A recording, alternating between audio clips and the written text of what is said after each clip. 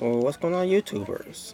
My name is Robert Serrano Jr., and I am the natural born driller, the good boy gone bad, and if you don't like it, beat it, because no one wants to be defeated. I'm just saying. So welcome everyone to a too late delay of this WWE RAW review. The show from March 26, 2018. Excuse me, folks.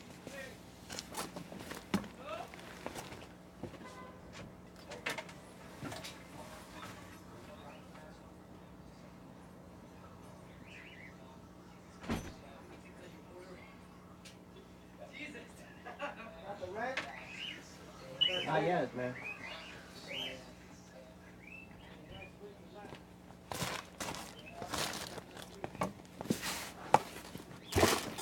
Sorry about that.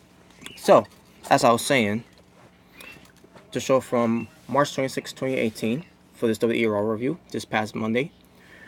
Now, before I get to talk about this RAW review, first of all, I want to apologize for not doing the RAW review on basically after RAW finished, because I decided whenever I do a RAW review, I can't do it at late because my little brother will be going to bed for to get off for school the next day, and basically I don't want him to disturb him in his sleep while I'm talking, and plus whenever I do a RAW review on late night after RAW finish, I don't get to to get on my diatribe that much. Welcome to me talking loud and everything, because my little brother will always be sleeping to go work on go to school the next day, I meant to say. But anyways, let's oh yeah, also say I was gonna do it on the RAW review yesterday, and that's another thing. Every time I don't do a RAW review on the night after RAW, I'll just do it on the next day. Basically, let's just say if it's not a school day, then I'll do it, because my brother I'll be staying up for a little while longer. So I was going to do it the next day, but then something else came up with my cousin. Basically, I explained it why I did the vlog earlier today. If you haven't seen it, you can check it out anytime you want. But yeah, just me walking around and all that. Basically, a new playlist I did, and something I'm going to be doing, whenever I decide to do it. Anytime, anywhere, any place. And yeah, so there you go. And also because I was over with my cousins doing something, and I explained more about that. But I didn't get a chance to see SmackDown or 205 Live. I finally got a chance to watch it today, which is why I'm up here right now. But I'll talk more about SmackDown and 205 Live when I do my next review after this one. And with that being said, and also tonight is NXT. So today I'll be giving you back to back reviews. One for Raw, one for SmackDown and 205 Live, and one for NXT. So, with that being all said, I'm going to do all that today, and let's get to it. Now, before I get to Monday Night Raw for this week, again, from March 26, 2018, holy shit. Every time I watch Raw, sometimes it'll be a good show, sometimes it'll be an alright show, sometimes it'll even be a decent show. Sometimes a show can be boring, that can suck, that could be the worst, that could be horrendous, it could be terrible, it could be so bad that makes you not basically not make you not want to watch anymore. This made me feel like I didn't want to watch this anymore. For this not just for this week, but for the last few weeks when it comes to Raws build up for WrestleMania. And let me just say this: the Raw set, the whole entire Raw sets, the Raw stage, trash. The Raw ring, trash. The Raw commentators, trash. And yes, I'm including Corey Graves in that one too, trash. The Raw writers for the show, trash. The Raw performers, not all of them, but just a few that I'll say that are trash. And as far as Raw's WrestleMania build-up, as what comes to Raw's WrestleMania season, it's all trash. Because it doesn't, to me, it doesn't feel like it's WrestleMania season. Every time when I watch Monday Night Raw, when it comes to the build-up for WrestleMania, I don't feel any WrestleMania build-ups other than what? Kurt Angle and Ronda Rousey versus Triple H and Stephanie McMahon. And what else can you also put in there? Roman Reigns versus Brock Lesnar. Yeah, that's gonna have people watching that one when it comes to the WrestleMania build-up based on how they're building it up. And then the whole thing with John Cena finding his path to WrestleMania. Yeah, because we haven't seen enough of that before for the last decades with John Cena.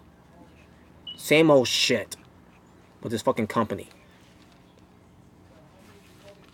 Like, holy shit. Watching this show was so fucking bad this week. And I'll let you know how I felt about my overall charade, how I felt about this entire show. But yeah, the point I'm trying to make here, folks, is, this is not a very good Raw WrestleMania season build-up that they're doing. Because whenever I watch Monday Night Raw, when it comes to the lead-ups for WrestleMania, they're not even fucking trying. They're not even trying to make it feel like it's a WrestleMania. They're not even trying to make it feel like that this is WrestleMania is coming up. Because I feel like this ain't WrestleMania season when it comes to watching Monday Night Raw. And why should I feel that way? I mean, this feel like 2015 all over again. At least last year, it felt like it was WrestleMania season to me. But holy shit, they need to get their fucking act together. We got one more week away for one more build up leading up to WrestleMania. And if they can't do that, then the Raw's WrestleManias for WrestleMania is gonna be fucking garbage. SmackDown on the other hand, and 205 Live on the other hand, they're doing a good job when it comes to their WrestleMania build-ups, when it comes to their WrestleMania season.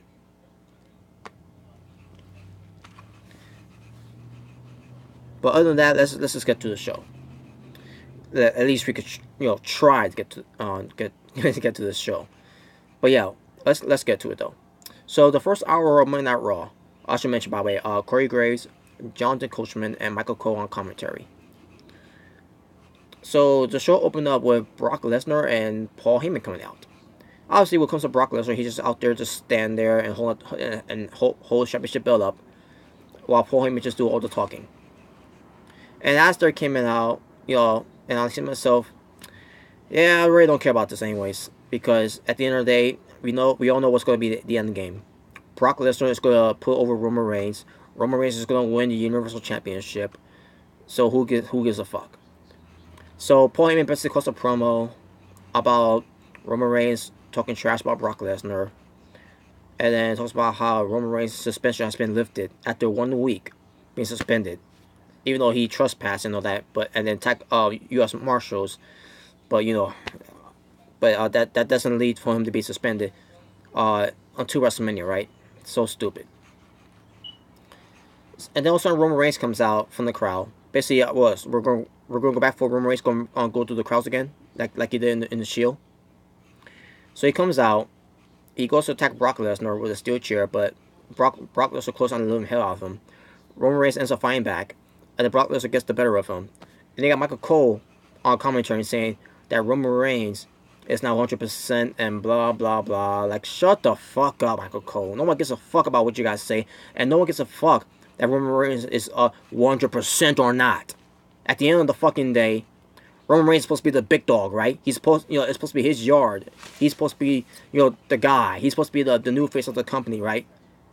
So he, someone like Roman Reigns should be like, Super Reigns, and to overcome, the doomsday of Brock Lesnar, right?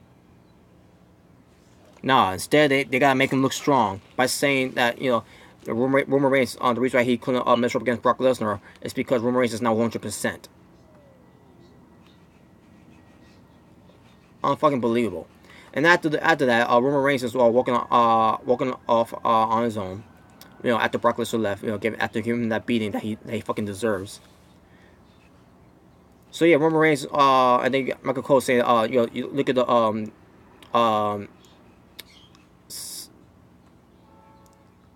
I forgot how I forgot how Michael Cole said it, but it's something that Roman Reigns is leaving under his own power and everything, not being helped out and everything. Again, fuck you, Michael Cole. Shut the fuck up.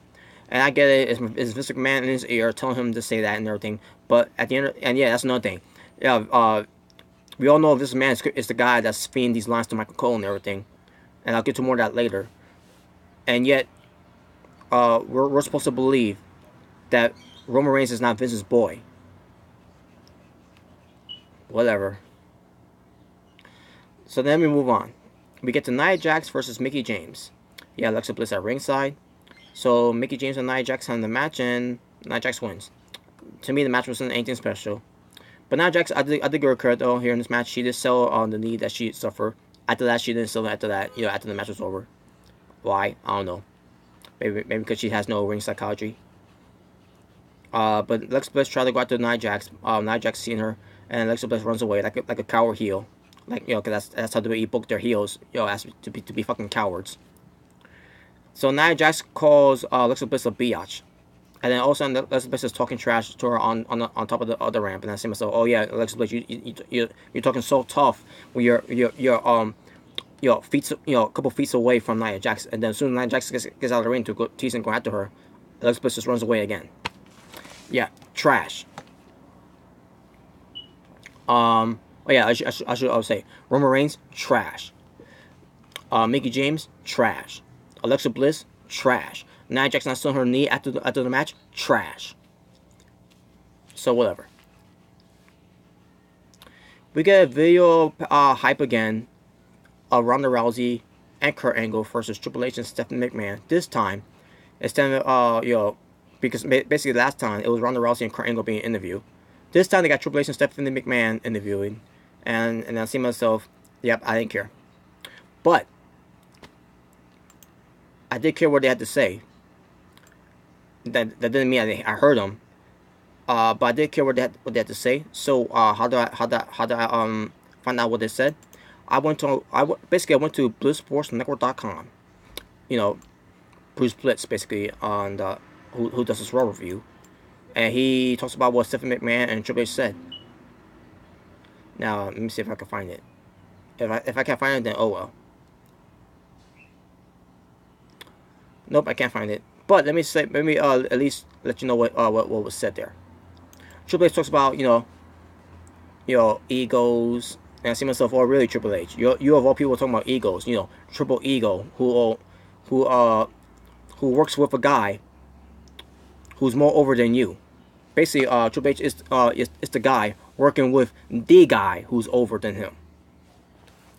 Ultimate Warrior, Daniel Bryan, CM Punk, Triple H, The Rock, Mick Foley, Eaters of Mankind, Do Love, Cactus Jack, whoever it is. The Big Show, Shawn Michaels,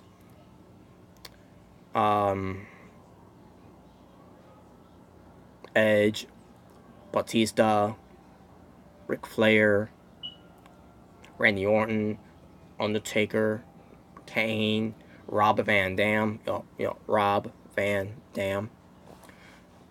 Yeah, basically that's what I'm trying to say here, folks. Triple H is a guy working with the guy, which means what I mean is Triple H is not over than the guy that he's working with, because he's trash. So yeah, the nerd that Triple H talking about, talking about how Ronda Rousey and Kurt got an ego. Yet Triple H has an ego of his own. And also Triple H has an ego when it comes to going up against Triple H at WrestleMania, and then for no reason just beat him. I don't care how many championship titles that Triple H has held on in his WWE career or in wrestling in general. He will never be on the level of Sting. He will never be over like Sting. And he will never be one of the greatest wrestlers of all time like Sting is.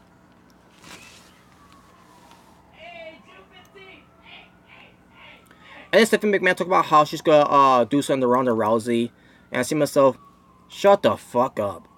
Your philanthropy speech about philanthropy is the future of marketing and all that.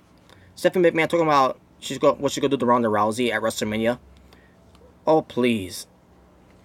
Now, I'll get to Ronda Rousey later about what comes to her wrestling, but Ronda Rousey will. Holy shit, man! I don't care if Ronda Rousey is washed up when it comes to her UFC career. Ronda Rousey can still kick ass. Doesn't matter if she's still the same fighter like she used to be before. She can still kick ass. She can still kick anyone's ass, especially Stephanie McMahon's ass. So yeah, I didn't care about this.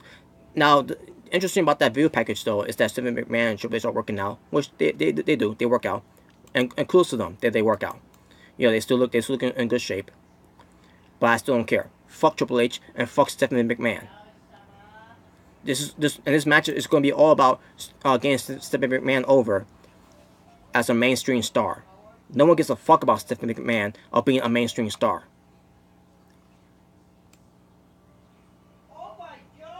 So that being said, moving on. 1 second. Oh yeah, we get to Cedric Alexander and Mustafa Ali versus Drew Gulak and TJP. And we get Drake Maverick joining alongside with Michael Cole, Corey Graves, and Jonathan Coachman on commentary. So they're having a match, and by the way, Drake Maverick is doing a good job on commentary. Basically, Cedric Alexander and Mustafa Ali, going toe to toe. Well, both of them going rough against Drew Gulak. I was gonna say Drake Maverick. Drew Gulak and TJP. It was nothing a match, folks, really, because they're on the main roster of Raw, and not on 205 Live. So it was gonna be a short match, and sure enough, it was. But for what it was decent. So yeah, so Cedric Alexander went for the lumbar check, but he didn't realize he got tagged.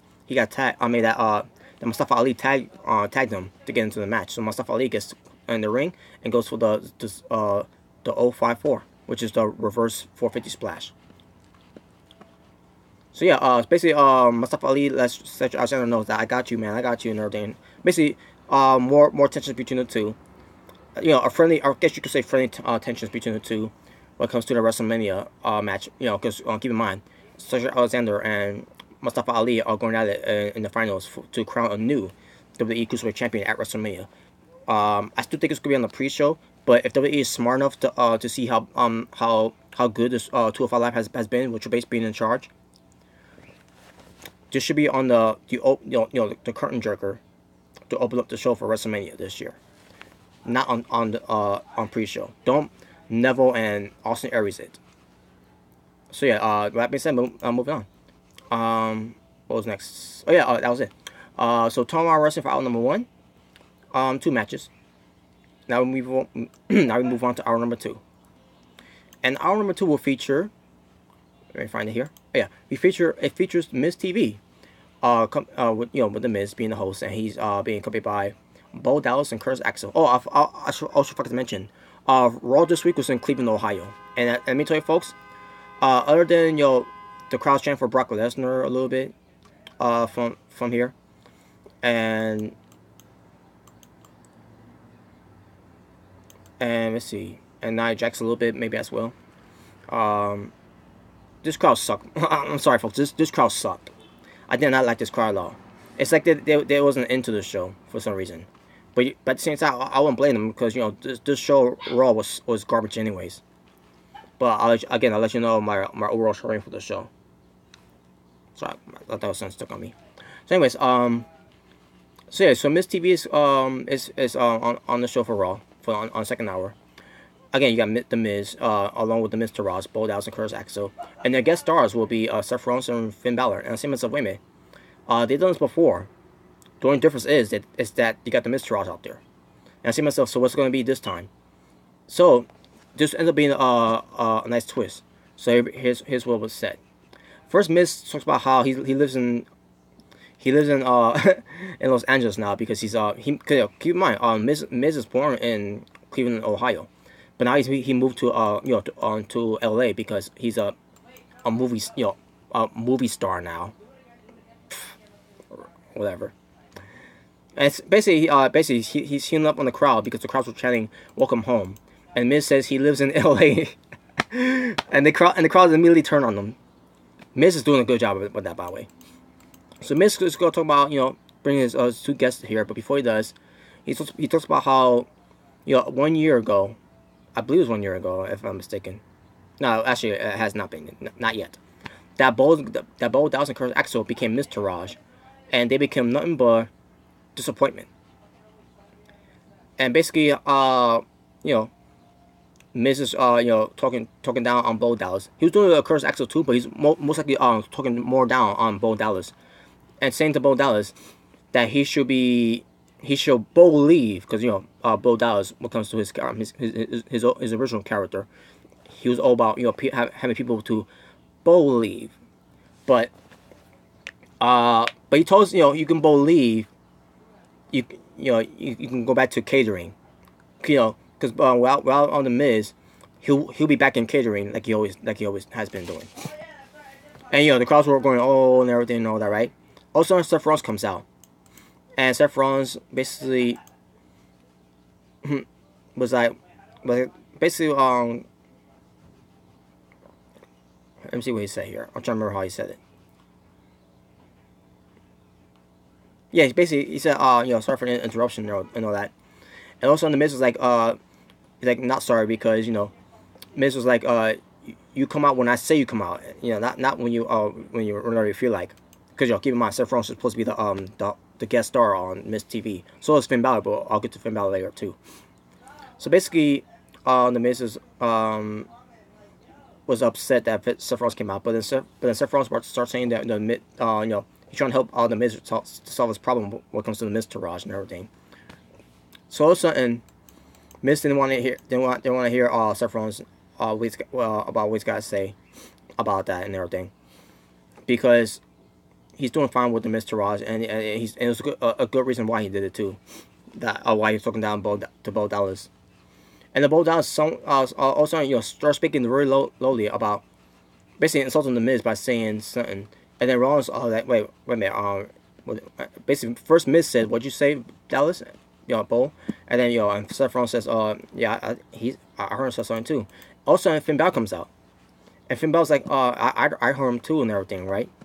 And Bo Dallas basically Balor was saying that Bo Dallas may have said that Miz is a jerk and all that, and Bo Dallas like, "No, I didn't say that. I said that he's nothing more than a phony A-lister who can't fight." Well, he's right about one thing. He's a phony A-lister because he's not a real movie star. He doesn't really walk red carpets, by the way. But yeah, that's supposed to be his character though, because Miz he's doing a lot of these WWE straight to DVD movies when it comes to doing Marine movies. But anyways, but the one thing I need to correct one thing about Bo Dallas is that Miz he actually can fight. He can fight. If you guys never seen Miz versus Daniel Puder from SmackDown back in 2004, yes, Miz can fight. He can have a fight. He can have himself in a real fight. But anyways, but yeah, I get what Bo Dallas meant though about he can't fight because his character, the Miz character in WWE, he's afraid to fight people head on. So basically, the crowds were chanting yes, yes, yes, basically, and some people are thinking that it was gonna be a breakout of the Miz Taraj, breaking away from the Miz. So the Miz yells at Bo Dallas to say that again. Bo Dallas tried to say it again, but Miz slaps him. Curtis Axel holds back, Curtis Axel holds back Bo Dallas, and then Miz was like, "I'm trying to motivate you. I'm trying to get you fired up, because we're 2 weeks away from WrestleMania, and Rollins and Balor are trying to play games with us and everything, and said that he's 34 days away of being the longest reigning Intercontinental champion of all time when it comes to combined days of being champion." And he says, which means he'll be better than the Macho Man Randy Savage. Fuck no, you're not. Better than Shawn Michaels, the Heartbreaker Shawn Michaels. No. and even better than Mr. Perfect, Kurt Hennig. And I see myself, nope, nope, no either. And also I realized when he said Mr. Perfect too, no. And I see myself, wait a minute. Oh, wait a minute. Because I had a little brain fart there. And like, see myself, really, Mr. Yeah. And I'm basically listening to Miz saying that he's going to be better than Randy Savage, Shawn Michaels, and Kurt Hennig. And I see myself, no, no, no. And then also, and I like, oh, wait a minute. He said Kurt Hennig, basically Mr. Perfect. But like, Curtis Axel is the son of the late great Mr. Perfect Kurt Hennig. And then Curtis Axel did not look happy after that. And like, uh-oh. And Miz was like, no, I'm sorry, it slipped and everything. And Balor and Rollins was smiling because of that. Miz was trying to and basically Miz tried to weasel his way out there by saying, I'm sorry, people, now Miz TV has been canceled. So the crowd started going, yes, yes, yes. So Curtis Axel and Bo Dallas goes to confront the Miz. Miz is backing off. Balor and Rollins were behind them, and and basically he was trapped. And right there, I could see it come from my way. It was a trap. So basically, and what I mean by that is that when it comes to a trap, it was the Miz's idea to do this this whole thing for Mr. Ross to go after Rollins and Balor, and that's what happened. And they start beating them down on Rollins and Balor. Also, we get the Good Brothers, Carl Anderson and Luke Gallows coming out to go after the Mr. Raj, and it sets up a match for later on, and I'll get to that match later. So then this left the Miz all along with Rollins and Balor, and Rollins and Balor took out Miz, and then also Balor sees the intercom belt that was left in the ring by the Miz, and Balor picks it up, and then Rollins takes it away from Balor. Miz gets back in the ring. All of a sudden, Rollins clotheslines Miz out of the ring, and then Balor attacks Seth Rollins to end the segment. And also he also grabs the belt and holds up in the air, and the segment ends from there. And this will lead to a match for next week on Raw, when it comes to Finn Balor versus Seth Rollins. Oh, by the way, when it comes to this week on Raw, Finn Balor this time he didn't wear blue. But also they both were wearing their ring gears though, even though they wasn't scheduled to wrestle on that night. So whatever. To me, it was just whatever. So there you go. That was that segment. Next we get to Kane. Cutting a promo about facing John Cena tonight for the main event. Yes. And by the way, throughout the entire show, they kept showing replays on well, I won't say they kept showing replays of Cena, calling out the Undertaker, but they did show John Cena calling out Undertaker, and then also Kane comes out to attack Cena, and then the whole thing with John Cena being the host of Kids Choice Awards this past Saturday. Don't care. Didn't watch it anyways. Because what comes to John Cena, basically when it comes to John Cena being the host of Kids Choice Awards, and after everything that Nickelodeon is right now in this generation, I had no interest in watching Nickelodeon anymore. And it is coming from someone who grew up on watching Nickelodeon as a little kid back in the 90s. John Cena and this new generation ruined Nickelodeon. The PC world, of this generation ruined Nickelodeon for me. So anyways, but yeah, King Clare promo about John Cena, and I didn't care. I didn't care. So basically, trash. Kane's promo, trash. And I'll get to Kane more about Kane later, and also when it comes to John Cena, trash.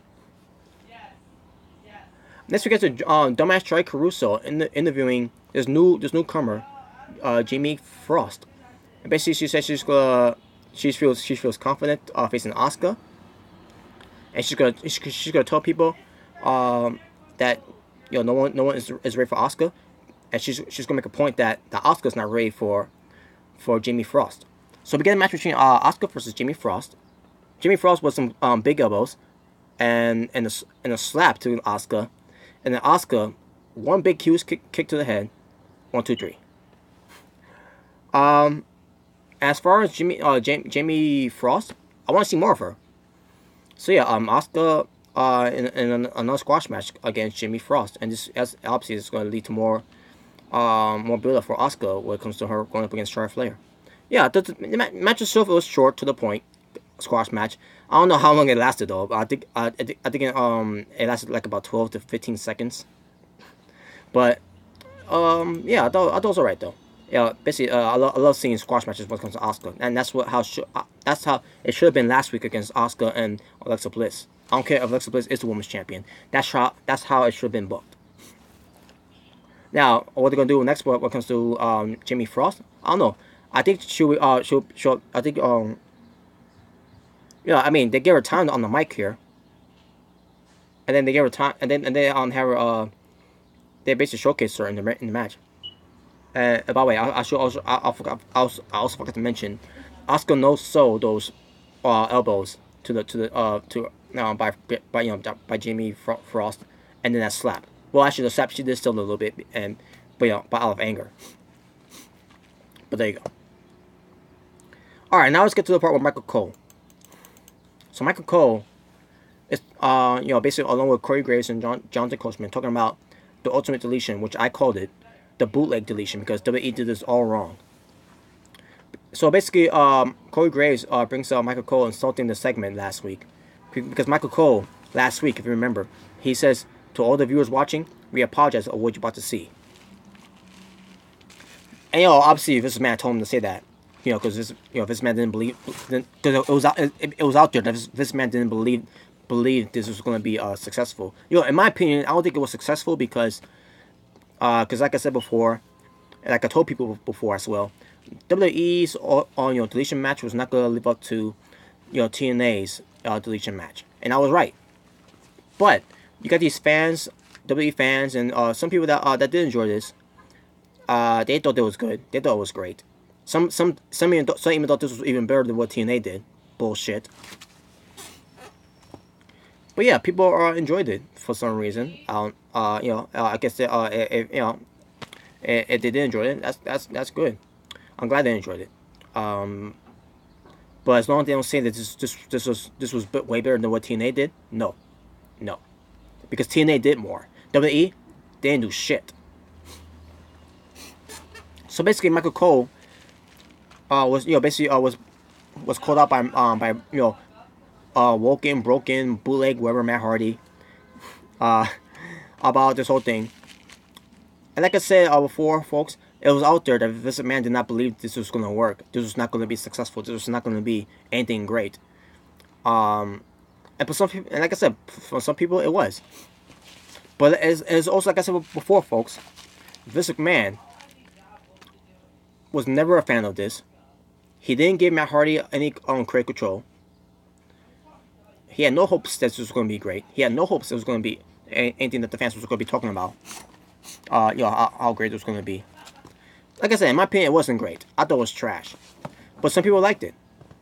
And what does WWE do with this? Besides how Michael Cole once again talking about how this is obnoxious and everything. No, Michael Cole and basically Michael Cole and Vince McMahon, you're both obnoxious. You're both garbage. You both suck.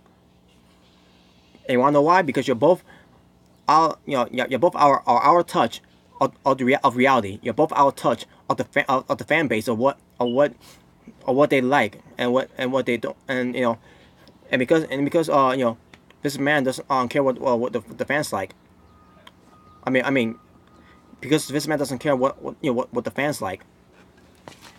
He's gonna do what he likes, and basically tells the fans, "Fuck you, fans. I don't care about what you think.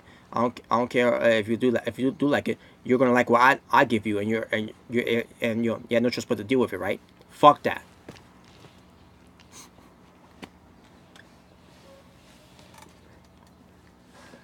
But anyways, so Matt Hardy, or should I say Bootleg Matt Hardy, basically talks about how Bray Wyatt is no more. Even though Bray Wyatt was talked about on social media about him being at a house show where he was just looking normal. So yeah, and basically Matt Hardy, for those who don't know, there was a house show that Bray Wyatt showed up and confronted Matt Hardy, and Matt Hardy was going to promote to Bray Wyatt and said you could be Woken Wyatt. And I think what I heard is that Bray Wyatt attacked Matt Hardy, but Matt Hardy beat him down, I guess. So yeah, this whole thing that WWE was doing, what they did with the whole reincarnation of Lake, by putting Bray Wyatt into the reincarnation of Lake, he still looks the same. He's still the same Bray Wyatt. The whole point of the basically the whole point of the reincarnation of Lake, the reincarnation of Lake. The whole point of the whole reincarnation of Lake is for throw someone in there, and then they transform to something else. For example, Jeff Hardy was thrown into the reincarnation of Lake. He transformed into Willow. He even transformed at one point to Immortal Jeff Hardy. The heel Jeff Hardy from TNA. Abyss was thrown into the reincarnation of Lake. He was transformed to Joseph Park. The phony lawyer. But now he's actually a real lawyer now. Shane Helms was thrown into the reincarnation of Lake, and he came out of the reincarnation of Lake, and he became Hurricane Helms. When it comes to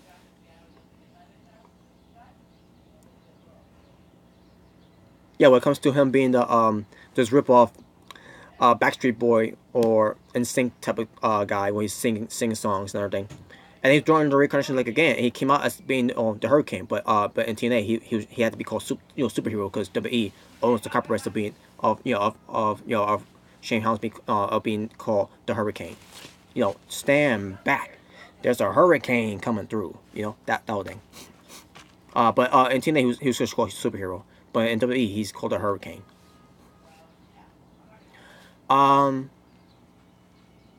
Yeah, that was the whole point of the whole reincarnation of Lake. But what WWE did here, some people thought it was gonna be Husky Harris coming out of the Lake. When it comes to Bray Wyatt going in there and come out as Husky Harris. Hell, I wouldn't as much as I don't want to see it, but I would have taken Bray Wyatt going into a reincarnation of Lake, and then coming out as his this body being taken over by his sister Abigail. No, instead we just got Bray Wyatt coming out there of the reincarnation of Lake, and he's just himself again. Basically, nothing changed. See, it's like I told you, folks. WWE did this all wrong because they're fucking garbage. They're fucking trash. They're fucking out of touch. They don't know shit about what TNA did to make the deletion. And when it comes to Matt Hardy's character of being broken, great. When it comes to Matt Hardy's broken brilliance, WWE's is nothing but bootleg brilliance.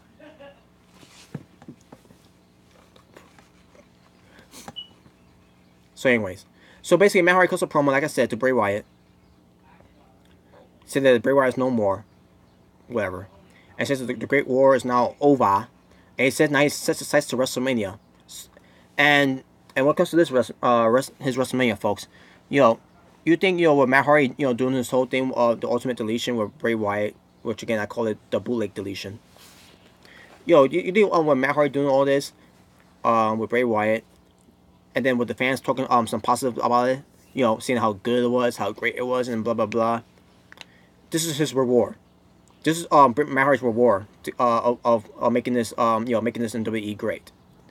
He gets to compete in the Andre the Giant Memorial Battle Royal. Now here's the thing.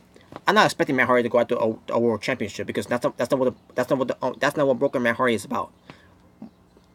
And I might do a separate video about that, whenever, talking about the whole situation, about what Broken Matt Hardy ended up being, and why he became Broken Matt Hardy. But yeah, I'm not expecting him to go to the world championship. I'm not expecting him to go to either the secondary championship. I expect him to do something. Him to feature more. But no. Instead, he's got to be featured on the rest of the wrestlers that could be a part of this wasted match called the Andre the Giant Memorial Battle Royal, where it's not gonna mean nothing when at the end of if Matt Hardy ends up winning. Which, by the way, I don't know who's gonna be in the match yet.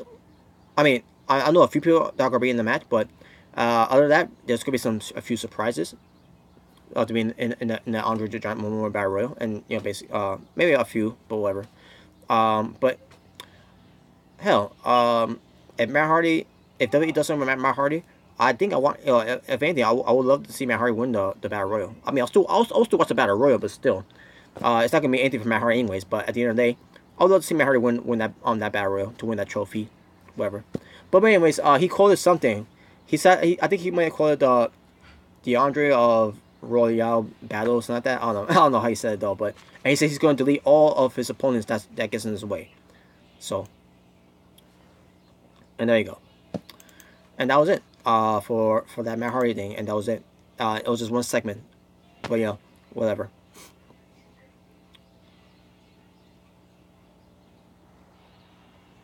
All right, here we go. Oh yes, this. Okay, let me find this one. Hopefully, there's notes here for that. Oh yes, here we go. Sasha Banks and Bayley doing a high school skit segment. Basically, Bayley was in the locker room. Sasha Banks shows up and says, "I got your text." And Bayley let Sasha Banks know that she's gonna be entering into. She's also gonna be entering into the WrestleMania Women's Battle Royal as well. And Sasha Banks says that if Bayley has something to say, she should just say it. And then Bayley starts saying to Sasha Banks, that Banks loves to, I mean, she loves that she puts herself and lets her walk around like she is the legit boss. And then Banks says that she is the boss and makes no apologies for it. She just and she suggests that Bayley to do the same, and says so people don't think that she's just that she's a loser.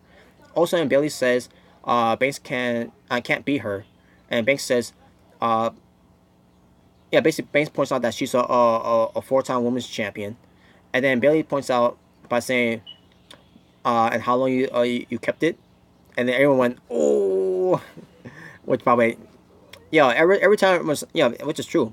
Every time Sasha Banks wins the belt, she doesn't hold on to that for that long. She might hold on to like about what, for like all the way up to 2 to 3 weeks. Never, not even for 1 month. Because she'll lose it. She won on Raw and then loses on the pay-per-view afterwards. Except the fact that she ended up winning one on the pay-per-view at SummerSlam, and then lost it 2 weeks later against Alexa Bliss on Raw. So also this led to Sasha Banks attacking Bayley, beating her up and everything. So basically, it's like a this high school skit ends up being it still ends up being a high school skit, but it ends up being a high school brawl between those two fighting and everything. They start fighting and all that. We got we got principals and deans and and teachers breaking up the fight between the two. I'm just kidding. There was no teachers there, no principals, no deans, but just referees and one girl out. I think the girl I was in the camera shot, I think that was Serena. Serena, who used to work for TNA, playing the Mexican chick, like the Latina chick, from Mexico. But she's really Canadian though. She's from Canada basically. Canadian. I don't know her real name though. I can't remember her real name. All I know of her is her being Serena. She used to team up with Rosita, which by the way Rosita is Dia Trinidad, which by the way Dia Trinidad now is Selena Vega. Oh my god. One moment, folks. Let me type in her name. Just to make sure that was her. But I still remember how she looked.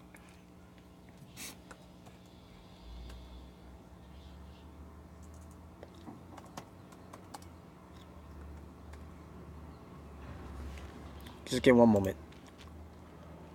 Alright, I saw a comment here by the way. Who's that? TM, what's going on, TM? YouTube is acting like a bunch of cuts lately. What do you mean by that? If you can't TM, let me know what you mean by that. I don't know what you mean by that. Serena. Here we go, Serena. Yep, that was her. I know that face anywhere. That was Serena. Serena was there to breaking up the fight between Bayley and Sasha Banks, and her real name by the way is Sarah Shock. Sarah Shock. I mean Sarah Stock. I said shock. I said shock. My apologies. Stock. I meant to say stock. But yeah, Sarah Stock is her real name, and again she went by the name of Serena. And censorship. Oh yeah, okay. I know what you mean, TM. Yeah, I agree with you though. Yeah. Mr. Rick and J. By the way, Nice to see your channel back. Back in 100%. Okay, let me see what you guys say. Oh, nothing like McDonald's. Buttermilk tenders for lunch, rice and chicken for dinner. Beat beatboxing. Okay, beatboxing in class, chilling out at the campus and banging with. Banging white. Okay, I'm not gonna say that though. White chicks. I'll say white chicks. Cause I'm not the type of guy to say the B word to women. Cause but not saying you're a bad person for saying that to women. But I'm just saying if you say that, more power more power to you. But me, I got too much respect to say that to women. And you said today was a good day. I'm glad you have a good day, man. I was having a good day too, by the way. Until I got guitar wrestling dude, talking shit about me. Whatever. TM. Hopefully you and Mr. Rick and J21 can do a rant on YouTube. Well, that's as long as YouTube doesn't try to to suspend us. But anyways, Anthony, yet. What do you mean by yet? Mr. Rick and J, wait, what you said about Guitar Dude? The video was buffering. Oh, yeah, Guitar Wrestling Dude was talking shit about me. If you basically in the comments of the video that I did about making fun of Charlie Ranking, again, part 2, he's talking shit about me, and basically I was having a back and forth, a back and forth beef with him. You should check it out to see what we were saying to each other. Well, he's a hypocrite. Yeah, he is. Cause after making that video about Charlie Ranking, and then also he does just to get attention, and then well, actually I mentioned that part, but I didn't mention that he's a hypocrite. But yeah, Guitar Wrestling Dude is a hypocrite. Anthony, you said you're right. YouTube has become a cesspool. Yeah, I agree. And basically they cater to the PC people, to the social justice warriors people, those type of sensitive. But whatever. But yeah, like I said, Sasha Banks, Bayley, the fight was broken up, and that was it. So basically, yeah, folks, this whole thing with Sasha Banks and Bayley. Not to keep in mind, folks. Now I don't remember if I mentioned this last week, but I'll mention it anyways. So WWE decided, and what I mean WWE, I mean Vincent Kennedy McMahon, TM. Mostly YouTube has become a censorship itself. SJWs actually control you. TM. YouTube. Yeah.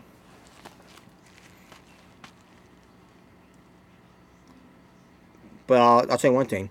The SJWs doesn't control me at all. The SJWs can go fuck themselves. Mr. Rick and J, Rob, you might want to screenshot the comments. I can't see them. Rob. Did you delete them, or is it because he cussed and YouTube decided to not show them? That's probably why. Because we both curse each other and everything. But I'll do the video to see. I'll send to you after this. But yeah, let me get back to this. So Sasha Banks and Bayley, they could have a WrestleMania match. They had their own programs. And it should be for the championship, by the way. And why it's not for the championship? Why they're not wrestling each other at WrestleMania? Instead they're gonna be in the Andre the Giant Memorial Battle Royal. Vincent Kennedy McMahon. That sent me to your old Out of Touch motherfucker. Because I'll get to her too. Because Sasha Banks and Bayley, they spoke out to Vince McMahon about this whole thing is taking too long between this whole build up between Bayley and Sasha Banks. It's been taking too long. They're not doing anything with it. and then the whole thing where they they want to be they wanted it to be for the women's championship, and Vince McMahon, what does he do? He decided to take it away from them because they spoke out, and then they've been devalued, been moved down to the women's WrestleMania Battle Royal, and then you get Stephanie McMahon, who's supposed to be all about the leader of the women's revolution, right? Who's a trailblazer and everything, right? Who's gonna do everything that she can to for women power, to for the women to make a difference in this company, right? And what is she doing? Nothing. Like she's done before. She's done nothing in the past when it comes to women's wrestling. She's done nothing in the women's present. She's done nothing for the women's. Well, actually, and she won't be doing anything in the future when it comes to women's wrestling because she doesn't give a fuck about any of these women but herself. That's why she's got her own program at WrestleMania, and because she's got her own program at WrestleMania, Sasha Banks and Bayley, she doesn't give a fuck. Because at the end of the day, it's going to be all about Stephanie McMahon to get her over as a mainstream star. So yeah, I don't want to hear any more of this bullshit excuse that Stephanie McMahon is a leader and someone making a difference and who's a trailblazer when it comes to the women's revolution. She was never a leader to the women's revolution. She was never involved of the women's revolution in WWE. It's just her trying to be a leech of the women's success. She has nothing to do with the women's revolution. The women from NXT were a Paige, a Emma, Sasha Banks, Bayley, Becky Lynch, Charlotte Flair. Also, when it came to Asuka, Ember Moon, Peyton Royce, along with Billy Kay, but Peyton Royce is the main focus of that group. When it comes to kind of duel. So no, Stephanie McMahon has nothing to do with the women's revolution in WWE. The women's wrestlers were. She's not making any difference for the women's wrestling because I haven't heard anything about Stephanie McMahon about the women should be doing this, they should be doing that. And she wants to take credit for something that she had nothing to do with.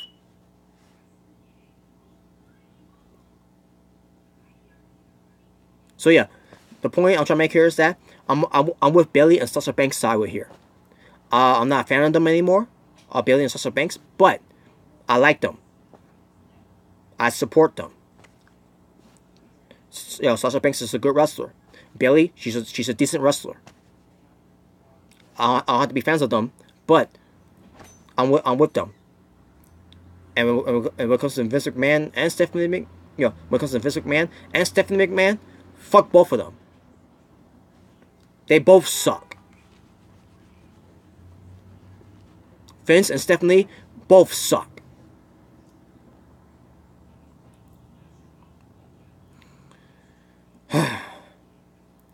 Mr. Rican J. Yeah, it said I got a reply on one on the comments on your video, but I can't see it. Yeah, because we were cursing each other. That's why. And yeah, Vince is a butthurt old man. He lost his balls. Yes, he did. Anthony, I knew these SJW are a big reason why YouTube is going to the shit. They are slowly taking away our freedom of speech. Exactly. Yes, they are. Anthony, you also said. Oh, I'm sorry, TM. Okay, TM, you're talking to Anthony. Okay. Mr. Rican J. Yeah, Emma, we're gonna give you an ice bag, but you really need back surgery. Oh yeah. Yeah, I talked about that before, by the way. Yeah, WWE doctors, they're great, right? Fuck you, WWE doctors. Not all of them. Just the ones that are being fucking assholes about it. Okay. Alright, back to this. What was I? Oh yeah. So yeah, after the deans and the teachers broke up that fight between Bayley and Sasha Banks when it comes to the high school brawl. From in the hallway of the locker room. We get to something else now. We get to Braun Strowman coming out, and basically it was a promo cut here. Oh yeah, he's scheduled to face Sheamus. So Braun Strowman is getting ready to face Sheamus, and you got Cesaro at ringside. And Sheamus and Cesaro cuts a promo about Braun Strowman. The reason why he gets the better of his opponents is because his music hits. And with Cesaro mocking Braun Strowman by going Braun. Whatever. Basically, Sheamus wants Braun Strowman to let us know who his partner's going to be at WrestleMania. Braun Strowman says, "All you gotta do is beat me first, and then you'll find out." And then Sheamus is like, "No. Just tell us who your partner is." And Braun Strowman's like, "You'll find out soon enough, but either way, you're gonna get these hands because I'm the monster among men." So yeah, folks. Oh, by the way, folks. Spoiler alert. We're not gonna find out who's gonna be his partner until WrestleMania. So I say to myself, okay, WWE, you told me you've been wasting our fucking time for about what, 3 weeks or 2 weeks maybe? That Braun Strowman is gonna reveal his partner, and all of a sudden we get to a point this week that WWE just had decided now. Yeah, we're gonna wait till WrestleMania to reveal Braun Strowman's partner instead. Stop wasting our fucking times, idiots. Why couldn't you just say that from the get go? Jesus Christ! I was watching the show hoping that maybe Braun Strowman was going to reveal his partner, and we didn't get that. Had to find out like about 2 days later. To find out that WWE decided we're gonna surprise people who's gonna be his partner at WrestleMania instead, and basically wasting our fucking time watching this garbage of Monday Night Raw to find out who Braun Strowman's partner is gonna be. Next week it's gonna be the same thing. Next week they're gonna say who's your partner is, and then even though they just let us know we're not gonna see his partner until WrestleMania. And I'll get to more about more things about how they waste our time too. Main event, just to let you know. But anyways, Braun Strowman and Kane. Braun Strowman versus not that again. No, Braun Strowman versus Kane. I was gonna say there. No, I meant to say Braun Strowman versus Sheamus. So basically, the match happens, and the match was alright. Cesaro got involved for a little bit, and then Cesaro got knocked off by Braun Strowman.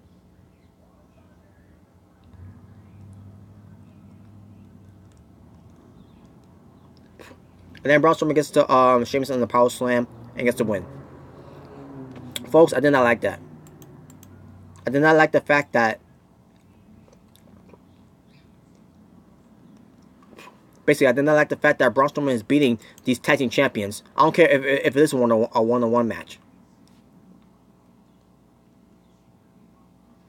And speaking of which, because Braun Strowman beat these two guys, not at the same time. Because last week, Braun Strowman versus Cesaro, Strowman wins.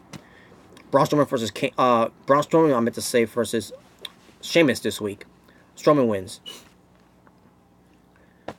So why the fuck are we supposed to to believe that Braun Strowman needs a partner against Sheamus and Cesaro when he just beat them, when he just beat these guys in one-on-one matches? That's why I didn't like it. I did not like that Braun Strowman is beating these these tag team champions and Cesaro and Sheamus. And you expect us to believe that Braun Strowman needs a partner after he just beat these two guys in one-on-one match, in separate one-on-one matches? Who the fuck's writing this shit? Braun Strowman doesn't need a partner. He just beat Braun Strowman just beat Sheamus this week, and like I said last week, he beat Cesaro. So why the fuck does he need a partner to face those two at WrestleMania for the Raw tag team titles? And that's another thing. Braun Strowman needs a partner. You can't just have a one man be a tag team champion. It's fucking retarded. And you're telling me this is the best thing you got for Braun Strowman for WrestleMania? You might as well just put him in the Andre the Giant Memorial Battle Royal, since you have him lose against Roman Reigns back at Elimination Chamber, having Braun Strowman eliminate all the guys, and then also he loses to Roman Reigns at the end. What a fucking joke!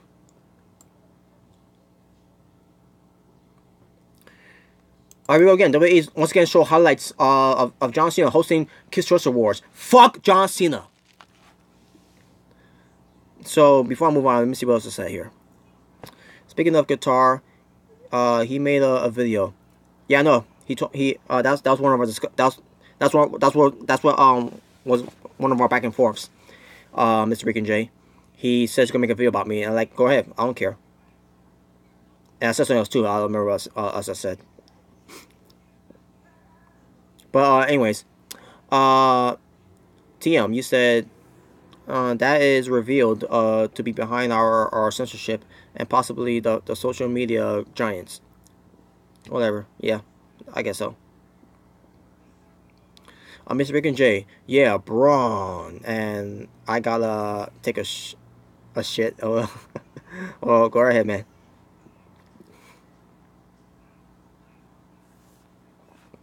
Okay, watch Braun partner be Kane. LOL. Fail.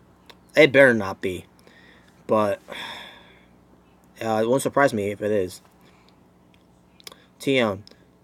The left are more insane, but what makes the right wingers dangerous is what they're doing to net negatively right now. Okay. Team also says here wanting to turn our Wi-Fi into mobile data 2.0. Oh, okay. I guess you have a discussion with Anthony. Okay. Mr. Rick and Jay. Wouldn't Braun be attacked by Sheamus and Cesaro until the partner finally comes in? WWE once being dumb, so Braun can be both champs and yet can't beat Roman Reigns. Exactly.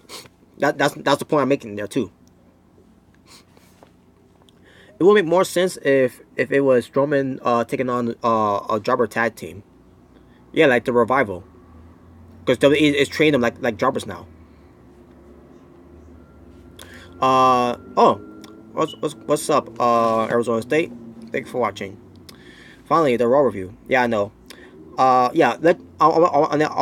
Since you didn't know what's up, I'll let you know what's up. I didn't do a Raw review on that night because I didn't want to do a Raw review when it comes to my little brother sleeping. Why he's gotta go to school the next day. That's why. Basically, I didn't want to interrupt him in his sleep. That's why. I didn't want to be rude and all that. And, basically, it was a family discussion because of that. So yeah, that's why. So I was trying to do the next day, but then also I got basically last minute call from my cousin. I gotta help my cousin. I had to help my cousins out. So, and that's why I didn't that's why I didn't watch SmackDown and 205 Live. But I did later on though. So that's why. Better late than never. Yeah, I know, right? Oh yeah, Rob has a triple threat review today. Yep, I do. TM. For example, rip off Funaki and Tonka. Oh. No, don't compare that tag team to the Revival. Arizona State. Kane can't team with Strowman. He's part of Team Hell No. Oh God. But that's done. That's right. That's been done though. Yeah, that was done years ago. But anyways, moving on. We get to Kurt Angle coming out. He gets a "You Suck" chant. Yeah, the crowds. Once again, the crowds. They suck tonight. But to make matters worse, they out there on chanting "You Suck" to Kurt Angle. So they basically they had the energy to chant "You Suck" to Kurt Angle, but they had the rest of the energy to get set up for this Raw episode. But which again, folks, I don't blame them because this Raw show was fucking boring. It was fucking trash. Mr. Rick and Jay, Mr. Botch Angle on the mic. LOL. Yeah, he's been botching a lot on his mic lately, folks. Kurt Angle, I don't know what's going on with Kurt Angle. He's not on drugs, by the way. He's not drinking. He doesn't do that anymore. TM, the one Kurt Angle actually made Cena tap in Vengeance. I thought it was No Way Out. I'm pretty sure it was No Way Out. You're talking about back in 2004. that triple threat match between Kurt Angle, Big Show, and John Cena. John Cena was put in the ankle lock. He tapped out. I think that's what you're talking about. Unless you mean the one-on-one match that they had Vengeance, maybe. But the last time Cena ever tapped out was against Kurt Angle from 2004 in at the No Way Out pay-per-view. Vengeance 2002. I think you mean 2003. I think, yeah, TM. I think you mean 2003. In fact, I'll check it for you. I'll check for you.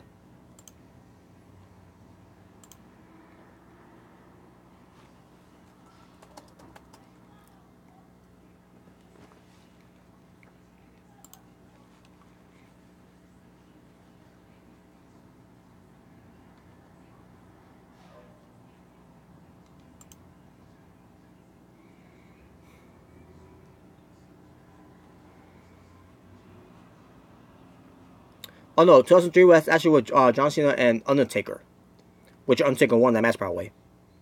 And by the way, that was good, by the way. Undertaker beating John Cena at Vengeance, good. And that was when he was on Big Evil.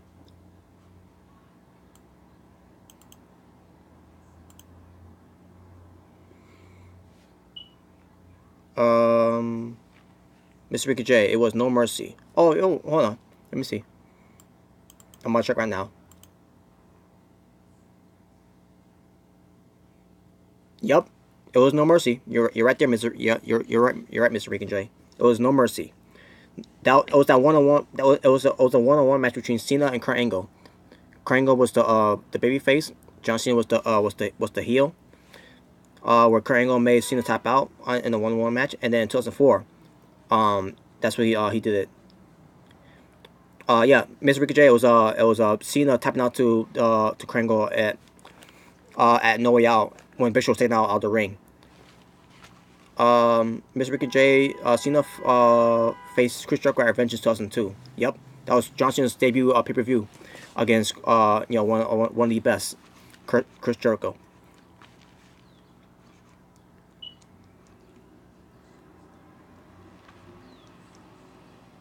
Alright, moving on. Yeah. So Kurt Angle comes out, cuts a promo, and he brings out Ronda Rousey. So Ronda Rousey comes out. Ronda Rousey has a smile on her face, like always. She comes out. She talks in really like she can talk with emphasis. So basically it's about Kurt Angle and Ronda Rousey talking about how they're gonna take care of Triple H and Stephanie McMahon at WrestleMania. And folks, I still don't care. Rousey gets hashtag Ronda aroused on me. Oh well. Alright. No reaction. Ronda is trash. I'll tell you what is trash. Ronda Rousey's promo on that night, trash. That was trash. And also she gets interrupted by Absolution. And when Absolution came out, I still didn't care, folks. Because Paige is not wrestling anymore. So with Paige not wrestling anymore, why should I care? Now if she was clear to wrestle, this would have got people excited. This would have got me excited, because this would have been a nice confrontation between Paige and Ronda Rousey. But no, because Paige can't wrestle anymore, in WWE, I think she can still wrestle. But because she can't wrestle in WWE anymore, I didn't care. This to me was a fail, and I'll say why. I'll tell you why.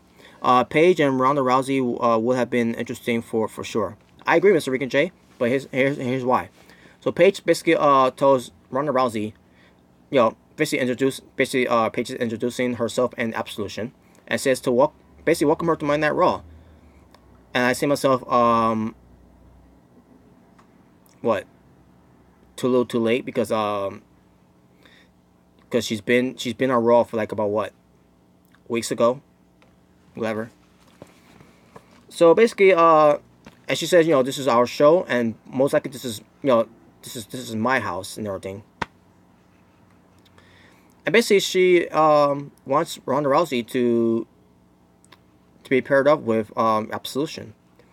Ronda Rousey said, thanks for that, but I'll stay with Kurt Angle. And then Paige was like, I'll give you an opportunity to,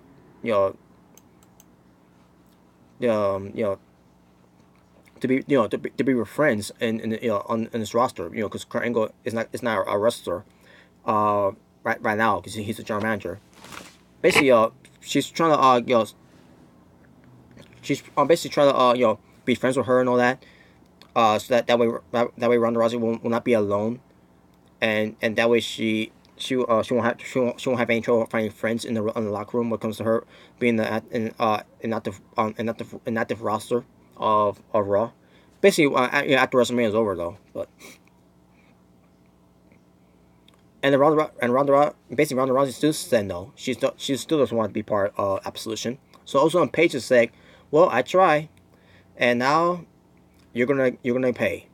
And what does Paige does? Does she stand in the ring to go right after Ronda Rousey? Nope. What she do? She decided to leave the ring and sick Mandy Rose and Sonya Deville after her. And that's why I didn't care. Because I knew this was going to be WWE's format. I knew this was going to be WWE's way to get Paige, not to get physical. So this whole Absolution thing, folks, to me, with Paige not wrestling for in this company anymore, is a fail. I was excited before when Paige was wrestling, but now that she's not wrestling anymore, Paige can't do anything now. All she can do is just talk, stand there, walk around, leave the ring while Absolution does their thing. And that's why this was a fail to me. So basically what happened in this one, Mandy Rose and Mandy Rose and Sonya Deville, they got their ass kicked. Ronda Rousey, her wrestling was not that good. But I did like the fact that she did her gypsy toss to Mandy Rose and threatened to break the arm of Mandy Rose. And Kurt was telling her, no, don't do it. So she lets her go, and that was it. And yet, folks, I still didn't fucking care. Other than, like I said, where Ronda Rousey could have broken her arm, and then also with the gypsy toss, didn't care. So moving on, trash. Basically, what I'm trying to say here is this was trash.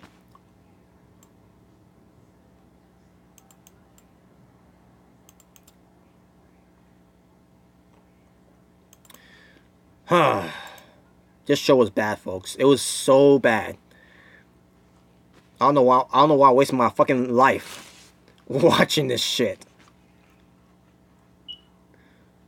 So yeah, that was in the hour number 2. And 12 hour wrestling for hour number 2.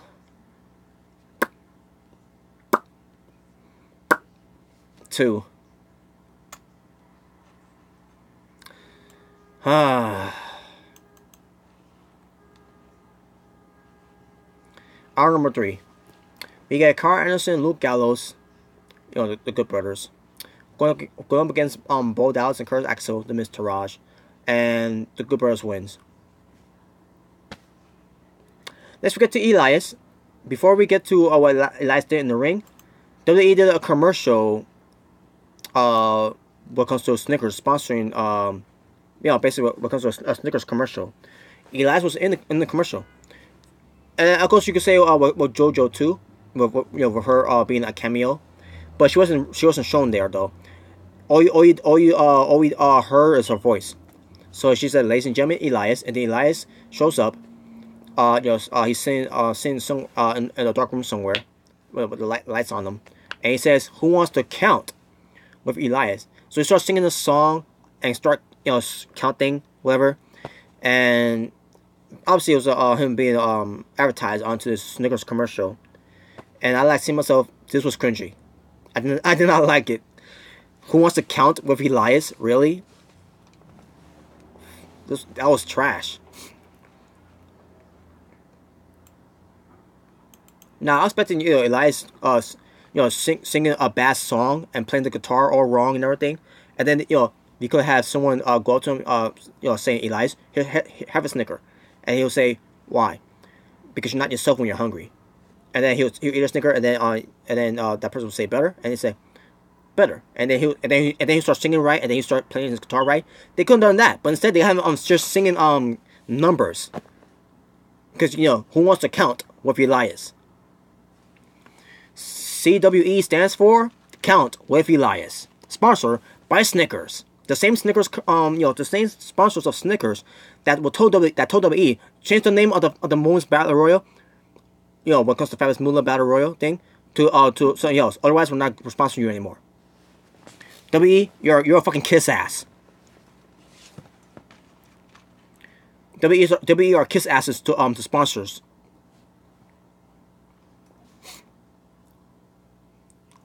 So, anyways, Elias sings a song about he's going to have the greatest performance ever at WrestleMania, and sings a song about how he sold out Madison Square Garden and how Cleveland is a big disappointment.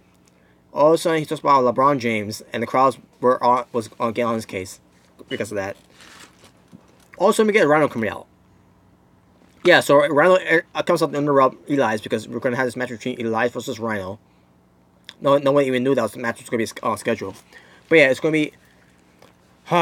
yeah, so it's Elias versus Rhino with Heath Slater at ringside for Rhino. And Elias wins. Heath Slater gets attacked by Elias too after the match. And we move on.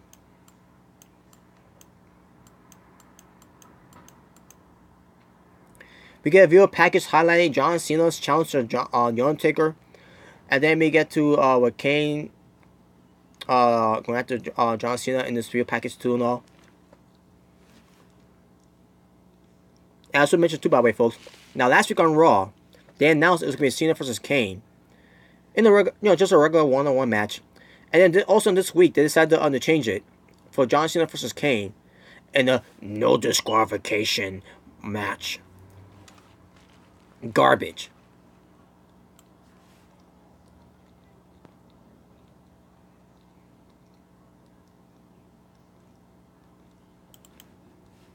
So we get this match between John Cena versus Kane in the main event.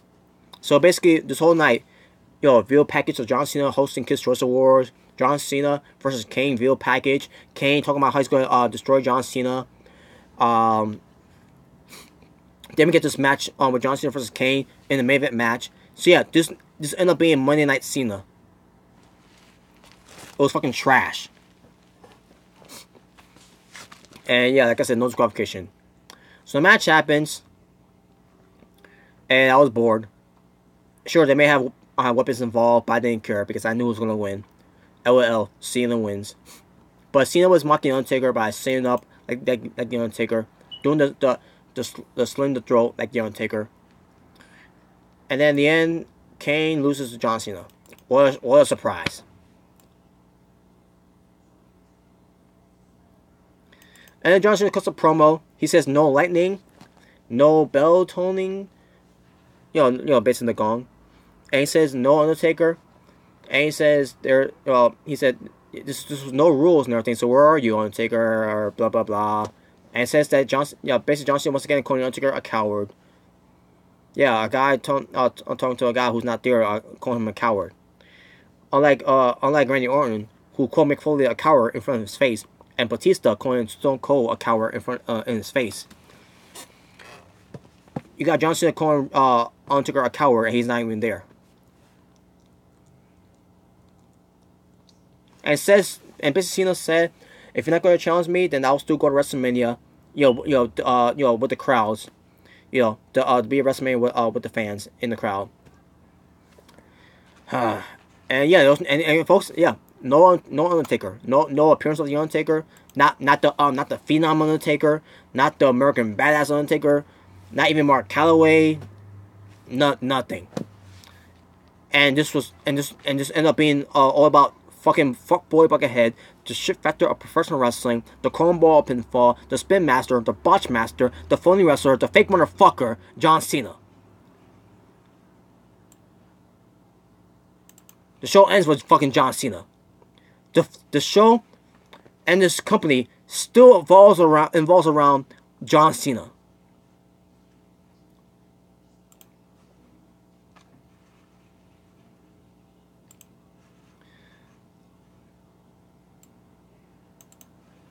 Talking about wrestling for hour number 3 matches. Overall, matches that happened on Raw for March 26, 2018.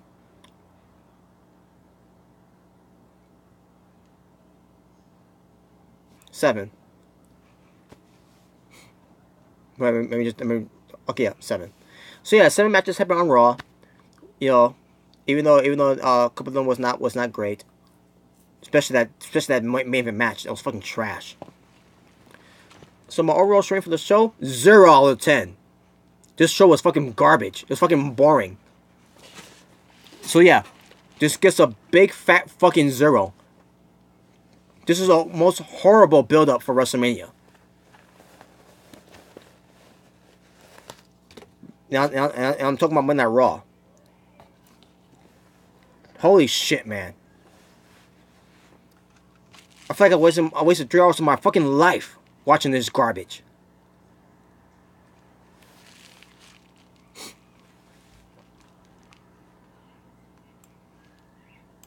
So, with that being said, I'm done. Thank you all for watching.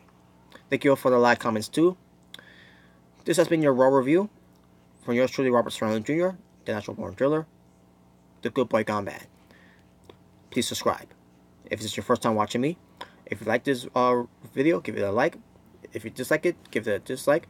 The choice is yours and yours alone. So y'all take care. I'll see y'all in a few minutes once I set up another review for SmackDown and 205 Live. But for now, peace on the streets.